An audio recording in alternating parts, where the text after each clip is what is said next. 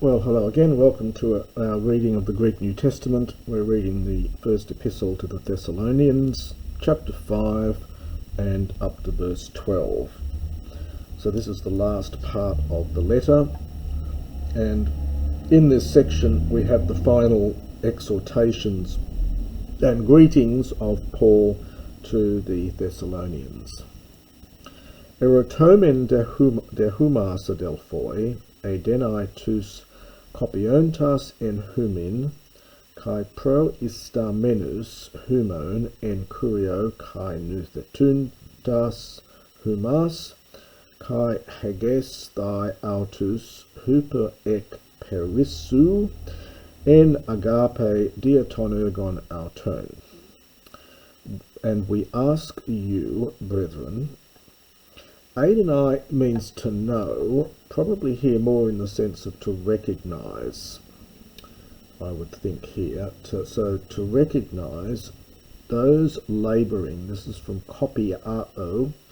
Kopos is labour, kopiao is to labour or to work.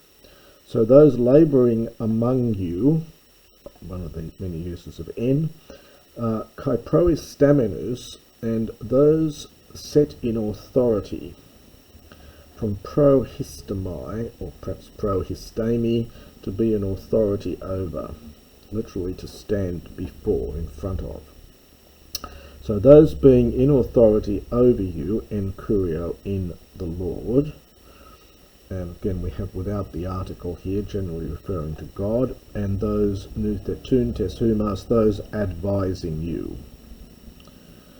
This, again, interesting word, it's from nous, meaning the mind, and the the is from the tithemi root, those directing your mind, so hence advising you.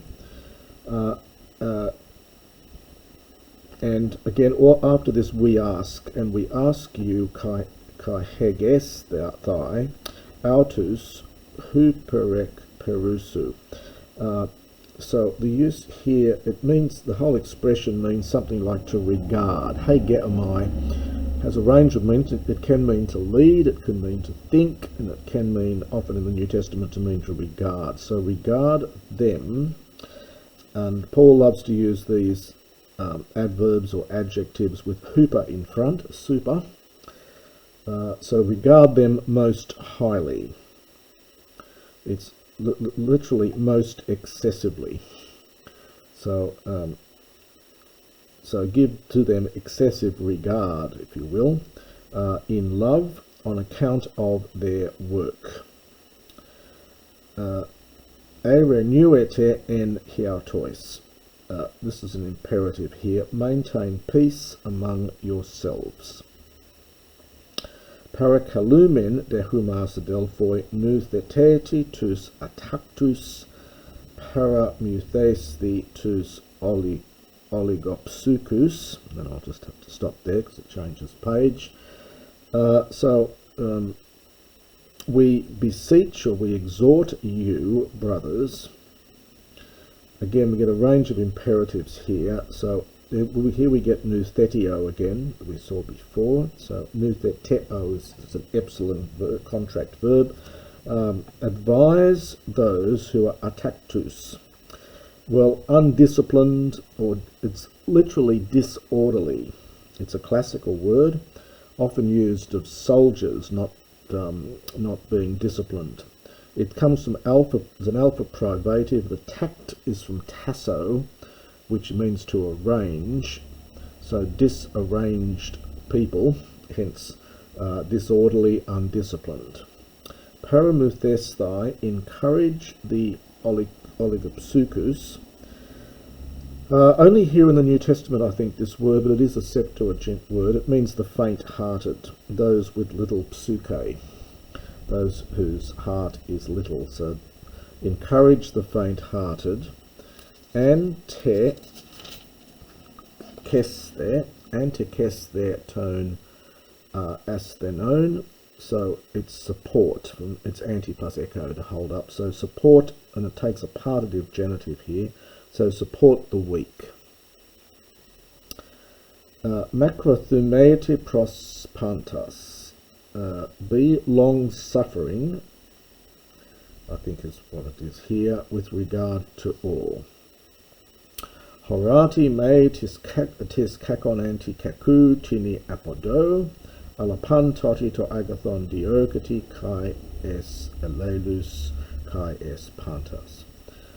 See, again imperative, and we get a may for lest, so it's almost take care, or see lest someone repays evil in return for some evil. No, hang on, that's a dative. Sorry, so see lest someone gives back to someone evil in return for evil. So beware lest anyone pay back someone else an evil for evil. Alapantoti, but at all times, always, pursue diokete, again imperative, pursue the good, and we get a chi in brackets here, both in regard to one another and regard to everyone. Paul likes this pantoti word, we've seen it a few times in this epistle. Pantoti kairete, at all times rejoice. Adialeptos proseucheste, pray unceasingly. We've seen this word before. En panti eucharistete, in everything give thanks. Tutoga thelema theou en Christo Jesu es humas. For this, understand, is the will of God in the Messiah Jesus with regard to you. Topneuma me spenute, propheteas me ex uthenete, panta de dokimazdete, tokalon kat ekete. Apapantos eidus poneru apekeste.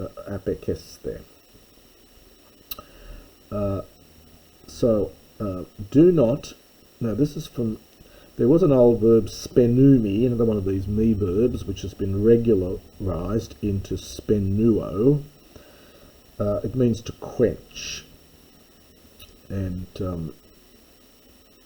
we get the word asbestos from the alpha plus this to the negation of this, to that which can't be quenched.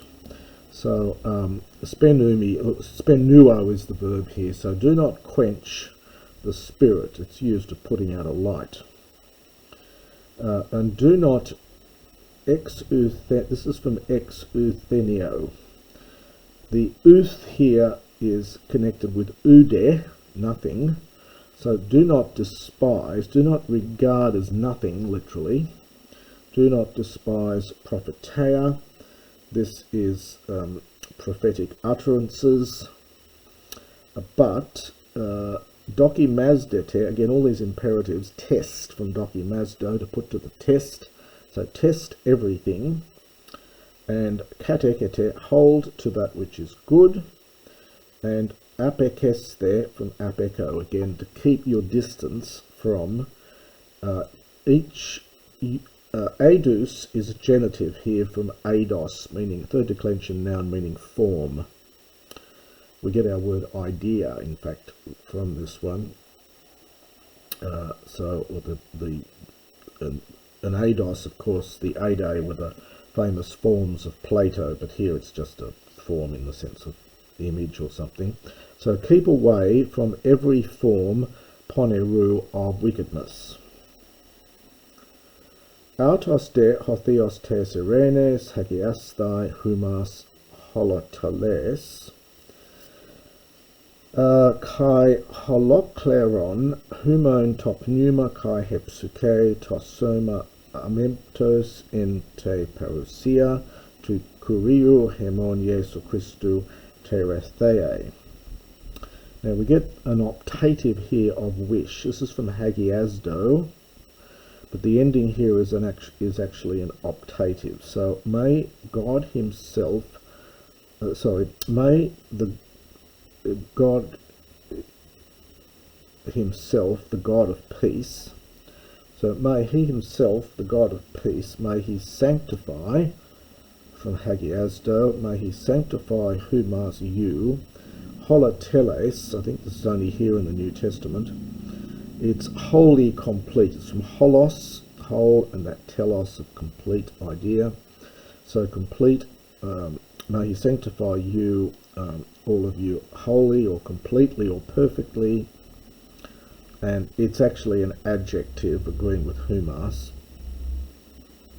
Kai holokleron, another fairly rare word. It's in the Epistle of James, I seem to recall. It means entire or whole. It's really very similar to this word. They're just synonyms in some sense. So, and it's neuter, so it's agreeing with pneuma.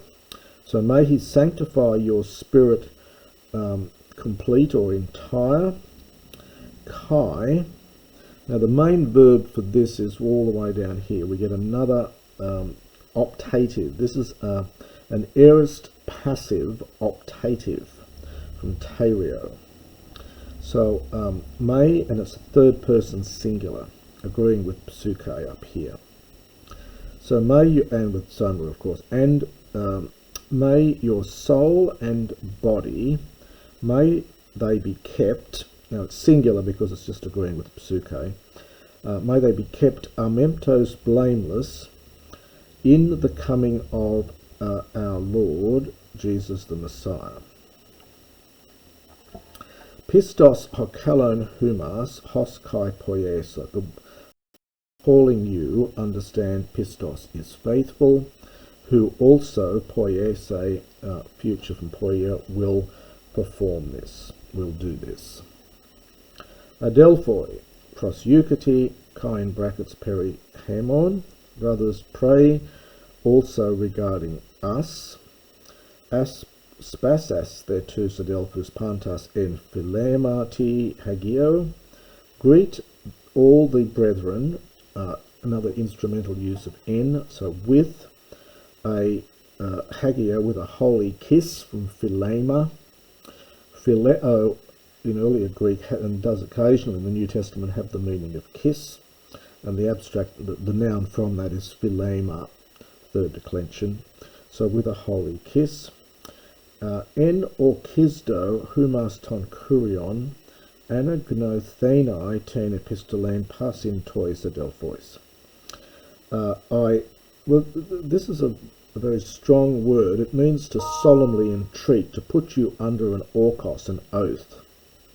We have an old word in English to adjure someone, and it takes a double accusative. So I adjure you, understand, by the Lord, but it puts it into the accusative.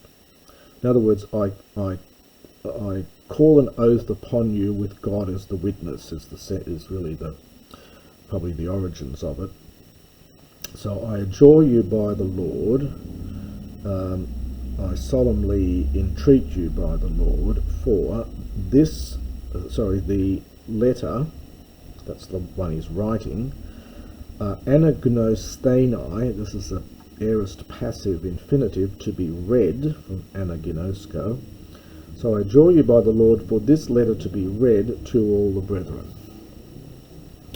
And the final verse, Hekaris to Kuriou Hermon Jesu Christou meth humon.